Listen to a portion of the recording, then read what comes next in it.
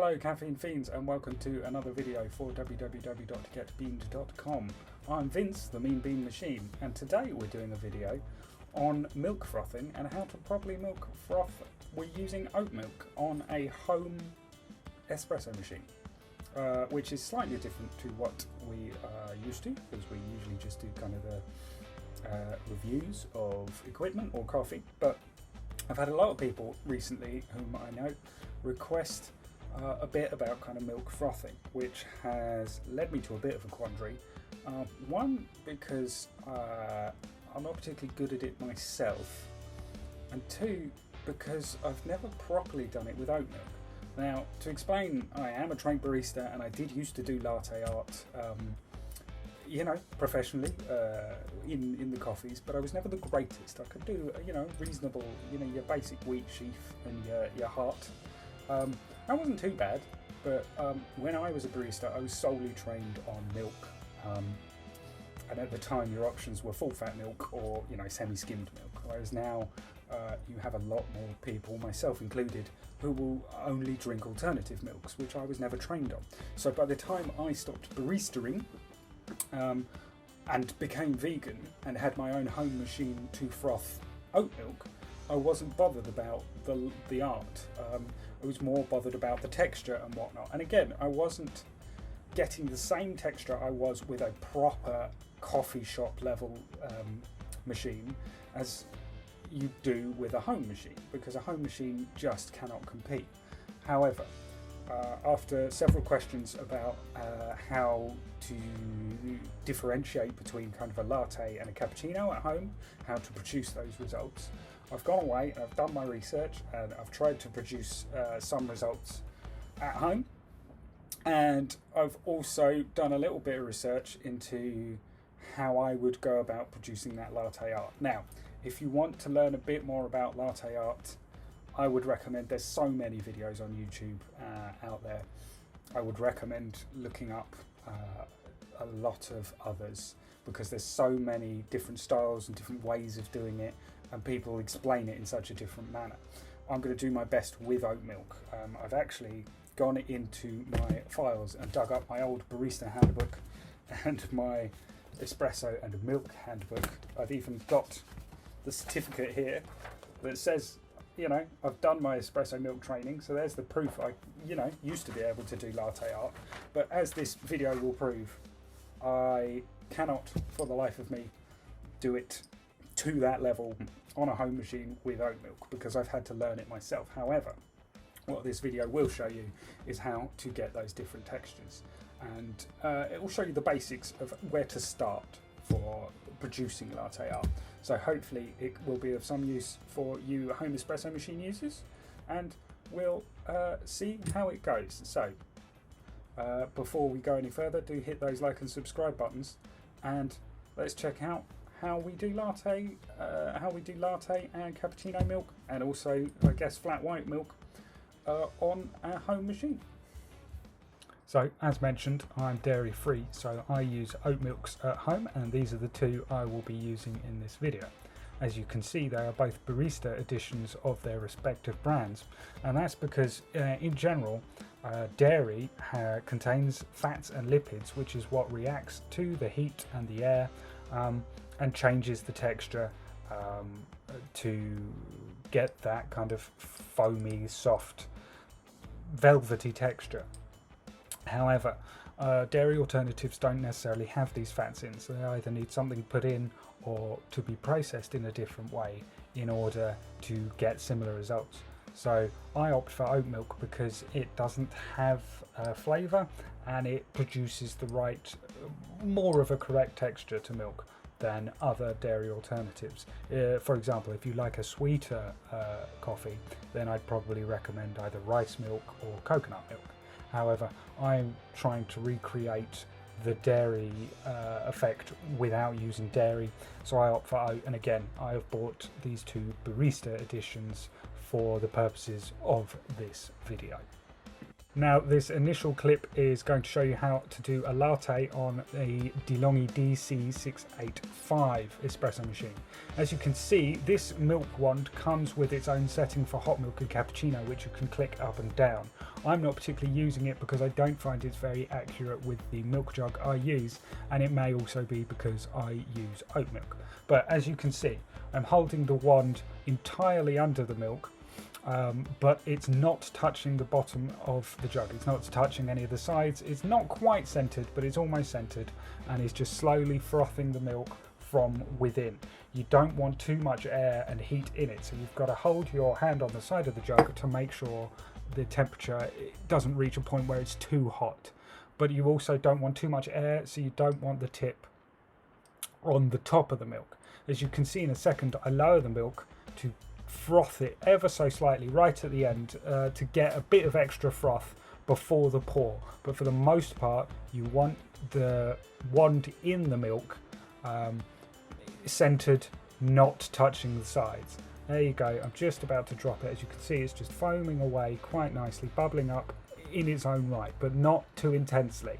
There we go. Drop it ever so slightly until you get a little kind of sound, a little hiss, and then straight up again. So you do that for 1 second, maybe even a fraction less.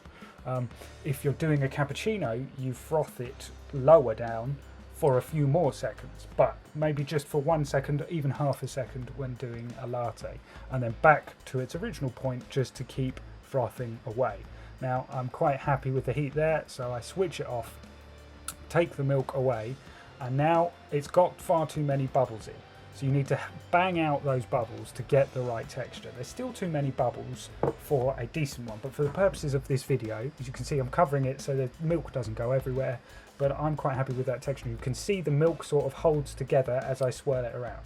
So I pour it in right at the back of the mug so it catches the edge of the mug and breaks down any kind of residual foam initially, so you're just getting milk, and then you pull it to a center as you pull away to get that tiny bit more froth.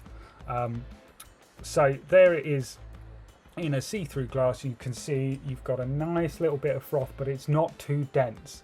So you pour at the back of the mug and then bring to the center. So you hit the back or a side of the mug and then slowly bring it to the center as the mug starts out tilted, and then you level it up just right near the end to get a tiny layer of foam in it, at the end, just to get a small layer of texture. Flat white is very similar in terms of the latte, in terms of the milk texture, but again, you want even less frothing. So again, I'm holding it, so that you're not getting any external air in, and I'm just tapping out those initial bubbles there. So you can see, you're getting a nice, the smaller microfoam bubbles there are from the hot air now, but you just keep it immersed, and those natural bubbles will be produced. So you don't need to foam it any further for a flat white, but you need a bit of a quicker pour just to get kind of solid milk, and then just a sliver. Again, I've lowered it, but I've not actually lowered it all the way, so I'm not getting a big bubbly foam at the end yet. So it's a nice kind of microfoam there. And again, it's still not perfect, but I'm tapping out the bubbles, and it goes everywhere, so you do put your hand over it, like so. And there, it's got a nice kind of creamy consistency and holds together in the middle. But again, so I pour from the back, and I'm kind of just pouring to break up the crema there. And you can see it's not really holding like it would for a latte or cappuccino. So it's just kind of warm milk, and I've just done a bit of a quick pour at the end.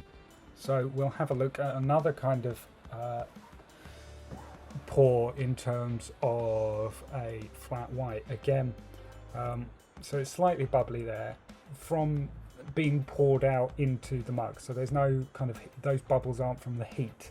That's from carton to mug, which can happen, and you should try and knock those out beforehand. But this is just kind of a quick beginner way of showing it. So again, completely immersed, but not touching the sides or the bottom, and not going down to be foamed up.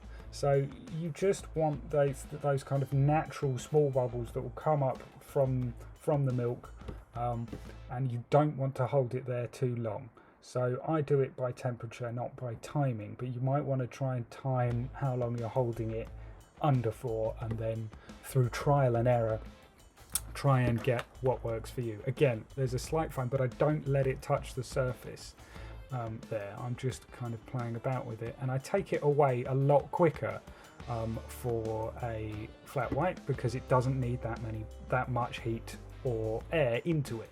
And then, so again, we're going to tap it out and then do a pour, you know, at the back of the mug rather than a central position. And we're going to tilt the mug. So you tilt the mug and then you pour kind of into the back of the coffee, and then just try and layer it a little bit as you level the mug up right at the very end. Yeah. So you get a nice flat white. So as you'll see in a second, a flat white has a tiny sliver of foam, but is essentially just kind of warm frothed milk. And that's how it varies from the latte. The latte has a little bit of texture, and the flat white has minimal texture and is mostly milk. Yeah, so it varies ever so slightly. We will do a side-by-side comparison at the end of this video. Now, for a cappuccino, you want a lot more foam. So to produce that, you want more air and more heat into the milk jug.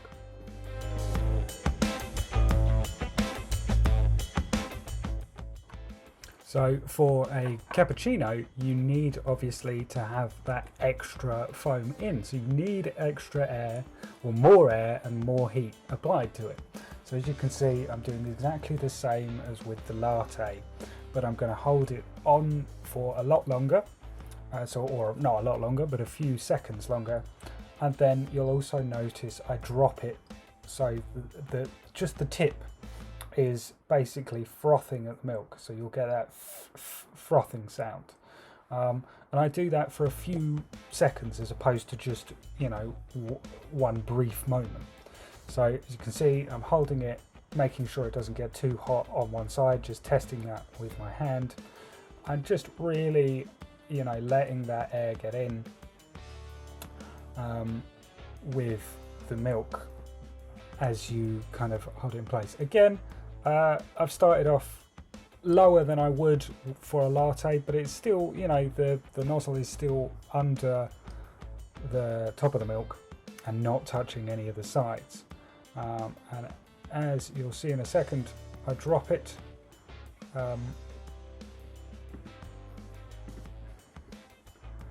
to get that extra froth. There we go, dropped. And as you can see, just getting that extra air in as I continually drop it up and forth. And now, as I'm starting to get too many bubbles, I bring it up, test the heat, and see where that kind of comes to. You're getting a lot of bubbles there, so kind of switch it off, and you're gonna kind of bash it out. Again, this is not a perfect froth, but it's not bad for a home kind of attempt. And you can see the milk is sort of holds together as I swirl it. It holds together, you know, and moves in it as though it is one piece. That shows that it's kind of not congealed, but kind of heated together. And as you can see, I'm pouring straight in. I'm keeping the tip of the milk jug about 2 centimeters away from the center and just pouring straight in. And as you can see, I've just kind of done a dot, and from there you can do a bit of latte art. But I've just poured straight on the center so that the milk sits on top of the crema. So it just sits on top of the oil, and then you get the kind of cappuccino foam sitting at the top. So you have more air, more hot air, to create that foam, and then you pour it so it sits on top with a nice fast pour into the middle of the jug, into the middle of the cup, sorry, rather than running it down the side like you might for a latte.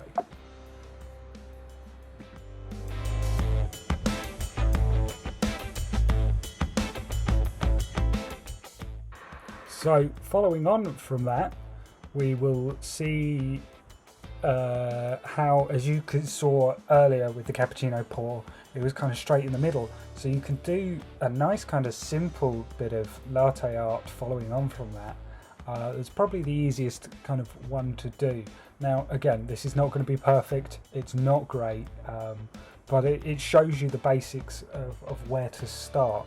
So you do the kind of cappuccino foam. Again, this foam was probably slightly under foamed to be cappuccino. You can do it with latte foam as well,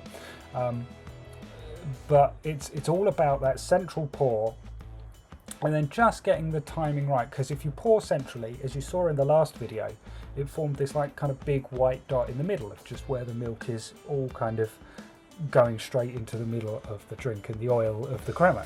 So as you see here, I take it off, and it's actually you know, more of a latte foam there. It's not as congealed, but it's the same principle. So I'm tapping out the extraneous bubbles, and as you can see, I pour straight into the middle, and as the dot starts to form, well actually I break up the crema a little bit there and then straight into the middle, and as the dot starts to form, drag it down so you have a heart shape.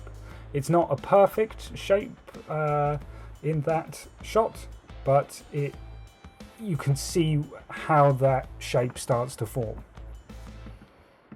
Returning back now to lattes and doing kind of more of the latte art, the famous wheat sheaf. This is a lot harder, and as you can see, I don't actually quite pull it off, but you can see through the movements of how you would do it in a basic sense.